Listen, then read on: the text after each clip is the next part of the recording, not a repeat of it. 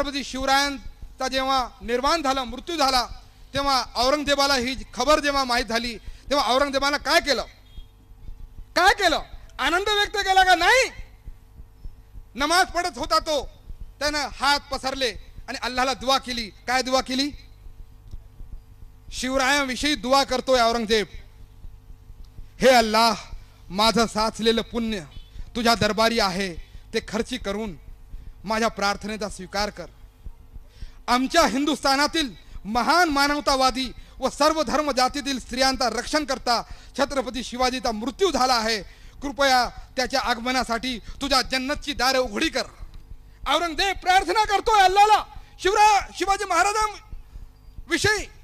आणि हा संदर्भ आहे अहकामे आलमगिरी आणि इथे ओशाळला मृत्यू या नाटकामध्ये कानेटकरांनी हा जो प्रसंग आहे तोही त्या नाटकामध्ये आहे.